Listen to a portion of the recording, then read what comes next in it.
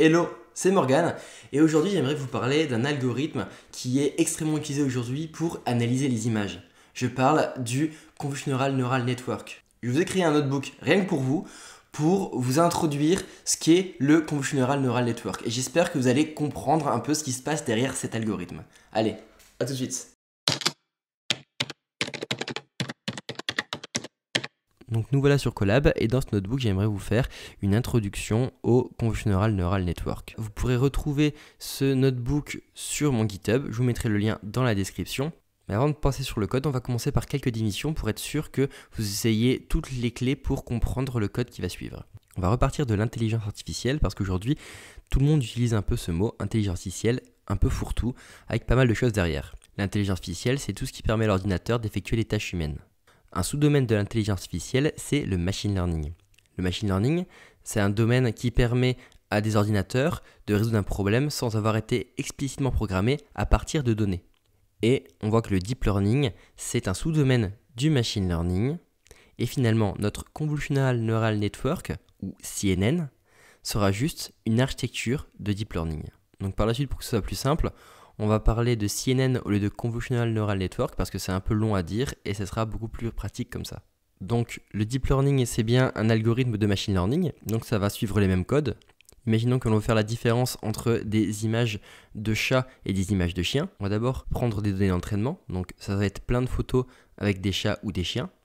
On va avoir un algorithme d'apprentissage, donc ici ce sera du deep learning. Il va apprendre à faire la différence entre un chat et un chien.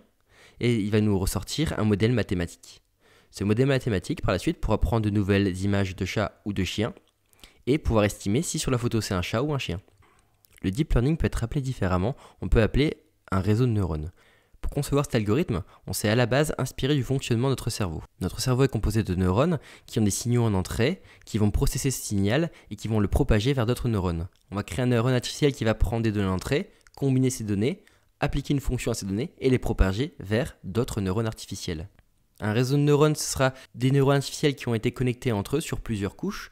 On peut avoir différentes couches de neurones, les couches d'entrée, donc en rouge, sur notre schéma. Ici, ça peut être par exemple nos images de chat ou de chien. En bleu, on a les couches cachées qui vont créer des représentations, des nouvelles caractéristiques de notre image. Et enfin, la couche de sortie, en vert, donc ici, il y aura du coup deux neurones. Une neurone qui sera la probabilité que cette image c'est un chat, et l'autre neurone qui sera la probabilité que notre image c'est un chien. Aujourd'hui on utilise plus le mot deep learning que réseau de neurones, même si les deux veulent dire la même chose, parce qu'aujourd'hui le deep learning a tellement évolué qu'il est bien loin du fonctionnement de notre cerveau. Le deep learning est bien plus intéressant que le machine learning classique, parce que le fait d'avoir plusieurs couches cachées, ça va lui permettre de calculer lui-même des caractéristiques pour résoudre notre problème. Pour les algorithmes de machine learning classique, on aura besoin d'une partie de feature extraction, de feature engineering, où des humains vont eux-mêmes créer des caractéristiques intéressantes pour résoudre notre problème.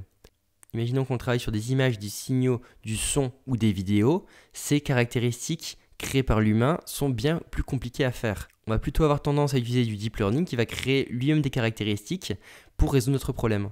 Créer ces caractéristiques par le deep learning est souvent bien plus efficace qu'utiliser une feature extraction par des humains. On a pu le voir précédemment, le principal avantage des réseaux de neurones par rapport aux algorithmes de machine learning traditionnels, c'est que le deep learning apprend des représentations par eux-mêmes.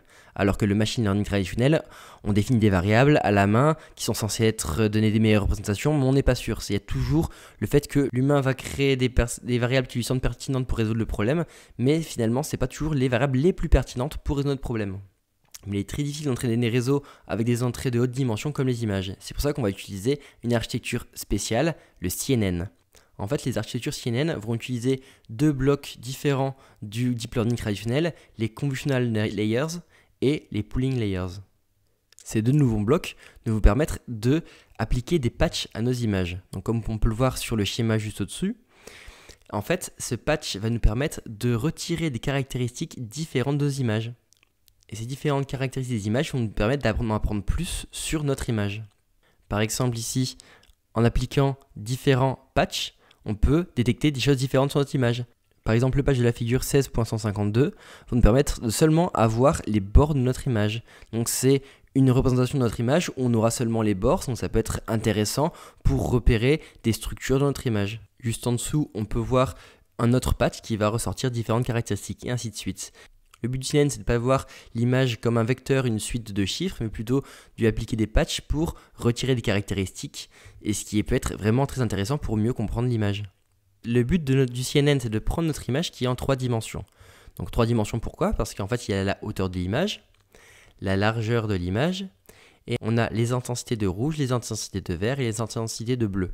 C'est comme ça que notre image est codée informatiquement. Finalement, pour avoir la couleur de chaque pixel, ça sera juste une mélange d'une intensité de couleur rouge, de verte et de bleu qui va créer cette couleur. Le but, c'est de prendre du coup cette image en 3 dimensions et la transformer en un vecteur qui sera la représentation vectorielle de cette image. Ne vous inquiétez pas, on va voir par la suite avec des exemples, ça sera bien plus clair. Pour vous présenter un peu à quoi ressemble l'architecture d'un CNN, on va regarder ce schéma juste ici. Donc le CNN, on aura une première étape qui sera d'abord une étape de feature extraction où on va essayer d'extraire des features de l'image et on va essayer de transformer notre image qui est en 3 dimensions en un vecteur qui représente au mieux notre image. Et à la fin, par exemple, si on crée un modèle qui arrive à classifier si sur l'image c'est un chat, un chien, un bateau ou un oiseau, on va avoir une part de classification où on va prendre notre vecteur qui sera la représentation vectorielle de notre image et on va essayer de classifier, savoir si ce vecteur qui représente notre image a des caractéristiques plutôt d'un chat, d'un chien, d'un bateau ou d'un oiseau. Donc là maintenant on va enfin passer au code, on va prendre toute la théorie qu'on a vue juste avant pour créer notre premier modèle de CNN. Colab nous permet d'utiliser un GPU pour faire nos calculs. Donc il faut juste aller sur exécution, modifier le type d'exécution, aller là ici dans GPU et ensuite enregistrer. De cette façon, vos calculs seront beaucoup plus rapides. Donc là maintenant on passe enfin en code, on va d'abord charger les librairies. Donc pour ça, plus simple pour vous, j'ai pris la liberté de mettre les datas sur mon Google Drive. Donc pour avoir accès à ces datas, vous avez juste à appuyer sur ce lien, ajouter ces datas à votre Google Drive, ensuite revenir sur Colab et monter votre Google Drive sur Colab. Pour utiliser Colab à utiliser votre Google Drive, vous appuyez sur ce lien, vous autorisez Colab à utiliser votre Google Drive, ensuite vous copiez le mot de passe. Donc là maintenant votre Google Drive est partagé avec votre Google Colab.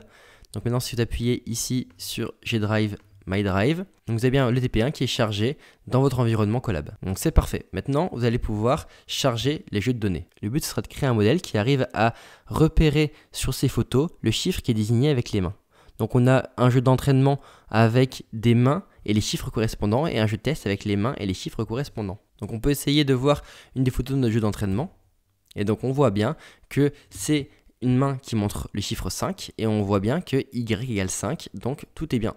Donc on peut essayer de voir la dimension d'une image et on voit qu'en fait la dimension de l'image c'est 64 par 64 par 3. Finalement, c'est ce que je vous ai expliqué tout à l'heure, c'est que l'image fait 64 pixels de haut, 64 pixels de bas et en fait elle va avoir 3 profondeurs. Chaque profondeur en fait ça sera une couleur.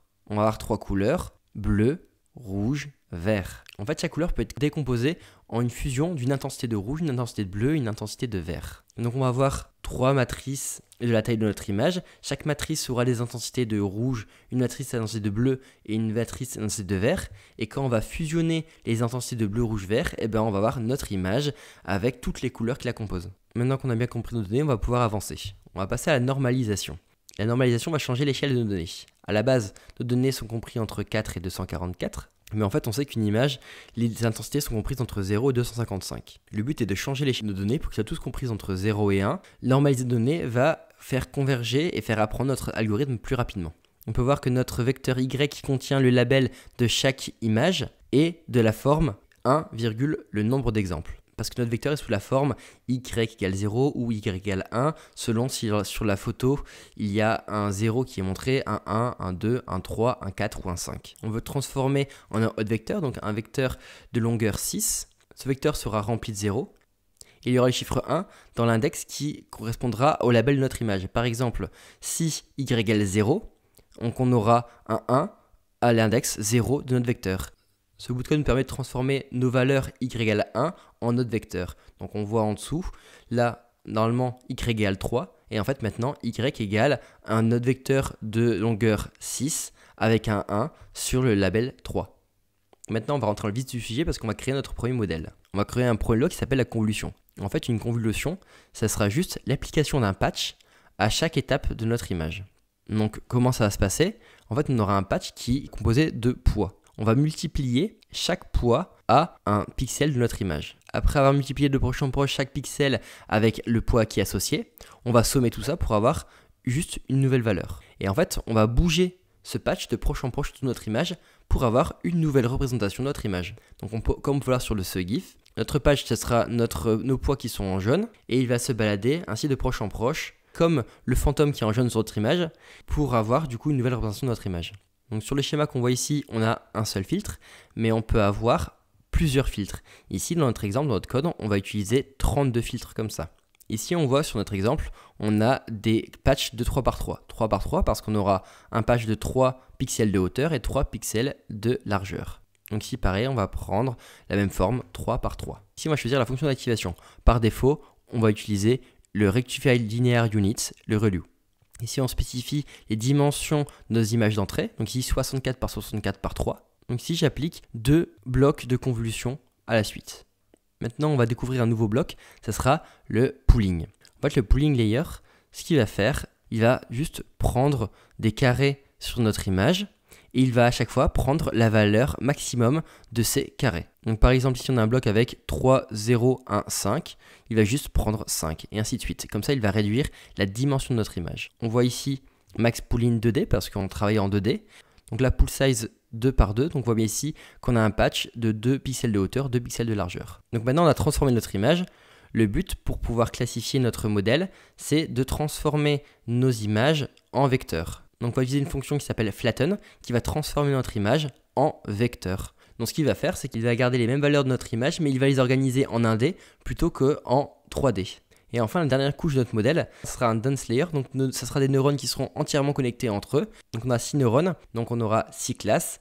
À chaque fois, on aura la probabilité que cette image soit un 0, la probabilité que cette image soit un 1, la probabilité que cette image soit un 2, 3, 4 et 5. Et enfin, en fait, on peut visualiser l'ensemble de notre modèle.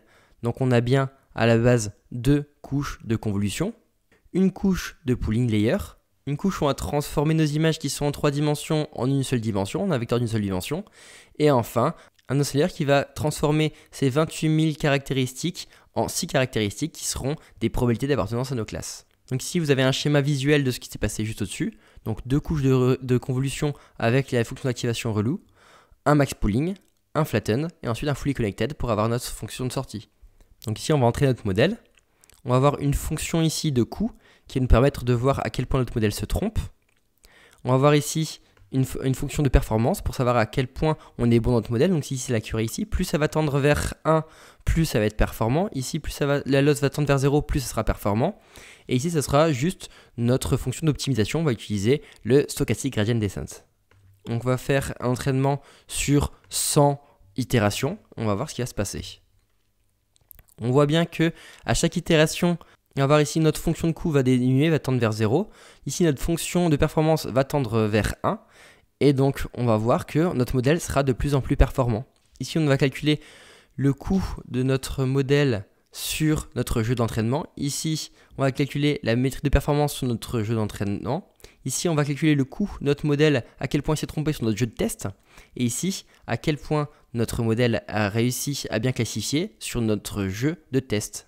Donc maintenant qu'on a entraîné notre modèle, on peut le sauver.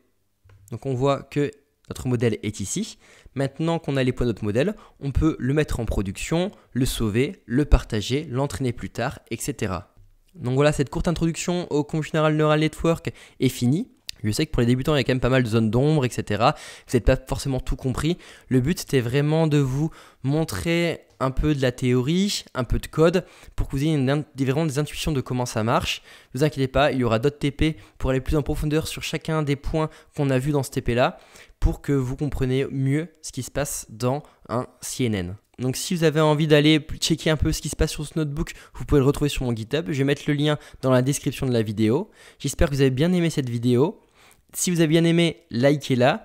Et n'hésitez pas à vous abonner pour être au courant des prochaines vidéos. En attendant, je vous dis bye bye.